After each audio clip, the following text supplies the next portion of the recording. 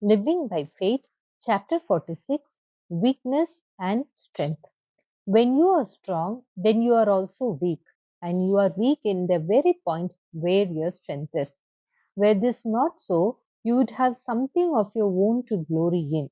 You are very apt to pride yourself on your strong points, but such points are strong only in comparison with other points in your character that are weaker.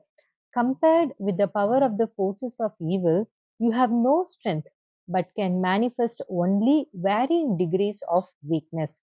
It is on these strong points that people make their greatest moral failures. Peter's strong point was his boldness, but behold him cowering in the judgment hall, afraid to confess his Lord.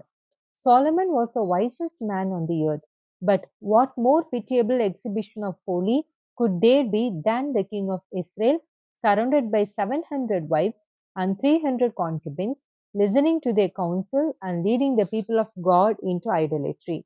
Moses' strong point was his meekness, but we find him at Meribah saying to the multitude, "Hear now, ye rebels, must we bring you water out of this rock?" People naturally trust in their strong points, and everyone is weak when trusting in themselves.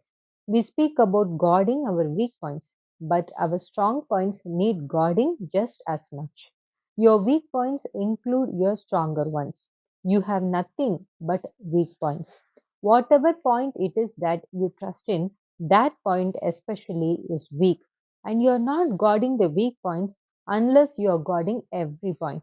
But you must remember that it is not your resolutions, your will, or your vigilance that guards you, but your faith.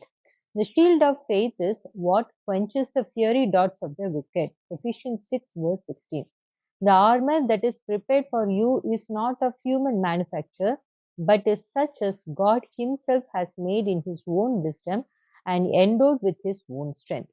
But you need not be discouraged because you find yourself weak where you had fancied yourself strong, for your dependence is not in self, but in God. And depending on Him, you are strong where you are weak. This was the experience of Paul as he wrote to the Corinthians, 2 Corinthians 12, verse 10. You only need to unite your weakness to God's strength. Then, like the apostle, you can take pleasure in infirmities and reproaches, in necessities, in persecutions, in distresses for Christ's sake.